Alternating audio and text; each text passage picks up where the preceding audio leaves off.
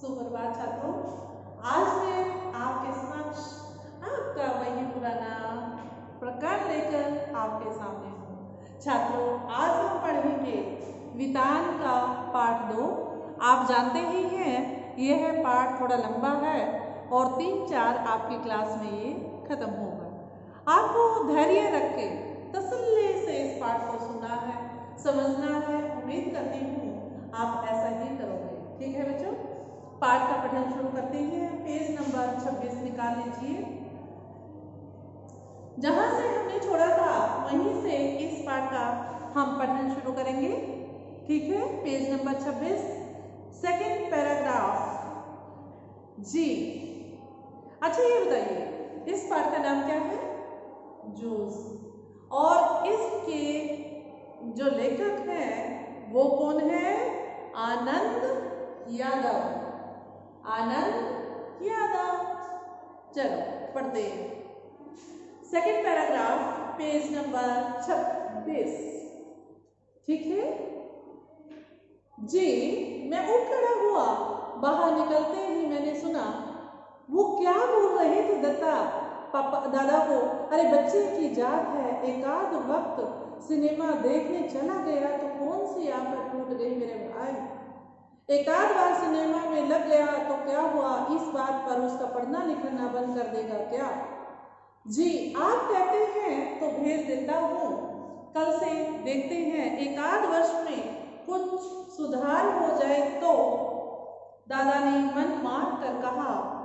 उस समय उसका कोई बस नहीं चलता था, क्योंकि जो दत्ता बोल रहे थे उसके दादा वही सुन रहे थे। खाना खाते खाते दादा ने मुझसे वचन ले लिया। जब वो घर आ गए और खाना खा रहे थे तो उनके दादा ने उनसे क्या वचन लिया, देखिए सुनिए। कितनी इंटरेस्टिंग बात है कि पाठशाला तो मैं भेज दूंगा, लेकिन उसके साथ साथ तुम्हें क्या काम करना होगा जिससे बच्चा परेशान होकर खुद ही पाठशाला छोड़ दे। ठीक है छात्रों, सुनिए। खाना खाते खाते दादा ने क्या वचन लिया? पाठशाला 11 बजे होती है, कि आपके स्कूल का टाइम 11 बजे है।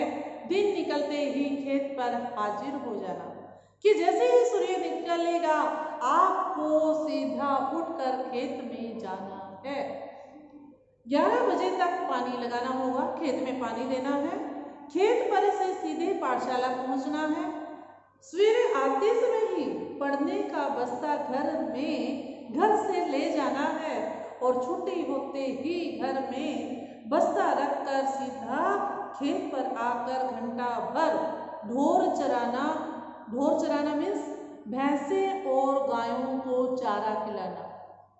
ठीक है, इसको क्या बोलते हैं? ढोर चराना। ढोर मीन्स डंगर, डंगर मीन्स गाय, भैंस या बैल को चराने के लिए सारे खेतों में घुमाना पड़ता है, और जो वो घास होती है वो जानवर वो खा लेते हैं, उसको ढोर चराना बोलते हैं। और कभी खेतों में ज्यादा काम हुआ तो पाठशाला से गैर हाजिर हो जाना। क्लियर छात्रों? इसको आपको रेखांकित करना है।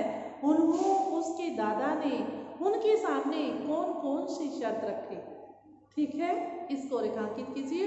हाँ, खेत में काम होगा तो मैं गैर हाजिर हो जाऊंगा। मैं ऐसा बोल रहा था मानो मुझे सारी बातें मंजूर है। मन आनंद से उमड़ रहा था। उनको खुशी थी कि मेरे पापा ने परमिशन दे दी है, चाहे जो भी शर्त रखी है मैं स्कूल जाऊंगा और पढ़ूंगा।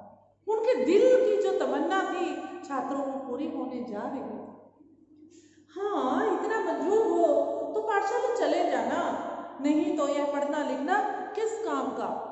मैं सवेरे शाम खेतों पर आता रहूंगा ना। फिर उसके दादा क्या बोलते हैं, मैं सुबह शाम तुम्हें देखने जाऊंगा कि तू आया है या नहीं। हाँ, यदि नहीं आया किसी दिन तो देख, गांव में जहां मिलेगा वहीं को चलता हूं तुझे, कि तेरे को इतना मारूंगा जहां मिलेगा मुझे। नहीं, तुझे तेरे ऊपर पड़ने का जो भूत सवार हुआ है वो तेरा ये भूत उस दिन उतर जाएगा। तो वो क्या बोलता है, दादा बार बार खुर खुर कर रहा था और मैं चुपचाप गर्दन नीचे करके खाना खा रहा था कि आज तो जो बोलना है बोल दो, मुझे कल से स्कूल जाना है। उनको एक ही भूत सवार रहा था कि मुझे पाठशाला जाना है, मुझे पाठशाला जाना है। आज चाहे दादाजी कुछ भी बोल रहे थे, वो सब उनके ऊपर से जा रहा था। रोते धोते पाठशाला फिर से शुरू हो गई। गर्मी, सर्दी, हवा, पानी, वर्षा, भूख, प्यास आदि का कुछ भी ख्याल न करते हुए खेती के काम को चक्की में 11 से 5 बजे तक पिसते रहने से छुटकारा मिल गया। उस चक्की की अपेक्षा वो क्या कहते हैं कि जो मेरे टीचर है, जो अध्यापक है, अगर वो मुझे छड़ी से भी मार देते हैं, अगर वो डंडे से भी मार देते हैं, तो दादा के खेतों में काम करने से तो अच्छा है, क्योंकि मैं पढ़ रहा हूँ। अगर मैं गलत काम करूँगा और मास्टर मुझे मारेंगे, इसमें कोई गलत नहीं है। दोपहर भर की कड़क धूप का समय पाठशाला की छाया में व्यतीत हो रहा था। गर्मी के 2 महीने आनंद में बीत गए। फिर से 5वीं में जाकर बैठने लगा। फिर जो, क्योंकि वो 5वीं क्लास में थे, और जब बैठते हैं तो आपको पता ही है, कुछ बच्चे क्लास में शरारती होते हैं, कुछ उदंडे होते हैं, कुछ शराफत का ताज पहने होते हैं और कुछ होनहार होते हैं। हर प्रकार के छात्र क्लास में होते हैं। ऐसा ही आनंदा की क्लास में हुआ। जब वो क्लास में जाकर बैठते हैं छात्रों, तो देखिए क्या होता है।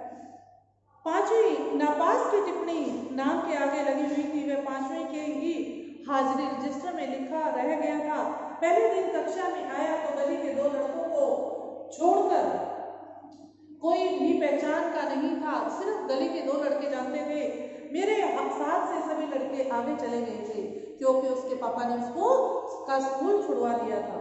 मेरी अपेक्षा जो सारे लड़के थे कम उम्र के थे, उनकी एज कम थी, और जिन्हें कम अकल, और उस समय मैं उनको कम अकल का समझता था कि इनमें कोई अकल नहीं है। उन्हीं के साथ जब बैठना पड़ेगा, यह बात कक्षा में पहुंचने पर समझ में आई कि जो वो फेलियर बच्चे थे, मुझे भी वहीं जाकर बैठना पड़ेगा। तो मुझे बड़ा फील हुआ, मन खट्टा हो गया। बाहरी अपरिचित जैसा एक बेंच के देखिए एक सिरे पर कोने में जा बैठा मैं, और मास्टर कौन है इसका पता नहीं था। पुरानी किताबों और पुरानी कॉपियों का उस कक्षा से कोई संबंध नहीं था। फिर भी लट्ठे के बने थैले में उन्हें ले आया था। बस अड्डे पर कोई लड़का अपनी पोटली संभाले किसी इंतजार में जैसे बैठा होता है, उसी तरह मैं अपनी पढ़ाई की पुरानी जो धरोहर थी वो संभाले बैठा हुआ था। छात्रों, इसको रेखांकित कर लीजिए। पुरानी धरोहर, आप उसने किसको बोला है? अपनी पुरानी पुस्तकों को। क्या नाम है मेहमान? नया दिखाई देता है। ये बस यह गलती से इस कक्षा में आ बैठे हो। कक्षा के सबसे ज्यादा शरारती जो चौहान के लड़के ने सामने आकर खिल्ली उड़ाने के स्वर में, खिल्ली उड़ाना मीन्स मजाक उड़ाने के स्वर में पूछा। मेरे ध्यान में आया कि मेरी पोशाक भी अजनबी जैसी है। बाली बुढ़ी की लाल माटी के रंग में मटमैली हुई धोती, वो मिट्टी में सनी हुई धोती, क्योंकि उससे पहले वो खेत में काम करके आया है, और गमछा पहनकर मैं अकेला ही था। धोती, कुर्ता और गमछा। गमछा क्या होता है? एक कॉटन का एक कपड़ा व्हाइट कलर का होता है, जिससे जो किसान खेत में काम करते हैं वो रखते हैं, और पसीना आता है उससे पोंछते रहते हैं। देखिए देखिए तुम्हारा गमछा, तो वो मजाक उड़ा रहा है और उसको छेड़ रहा है, उसके चुन्नी, उसके गमछे को पकड़ पकड़ कर खींच रहा है। मेरा गमछा खींच लिया गया। अब मेरा गमछा पूरी कक्षा में इसकी खींचातानी होगी और फट जाएगा। मन में यह सोचकर वो आंसा हो गया, बेचैन हो गया, रोने को हो गया, लेकिन वैसा कुछ हुआ नहीं।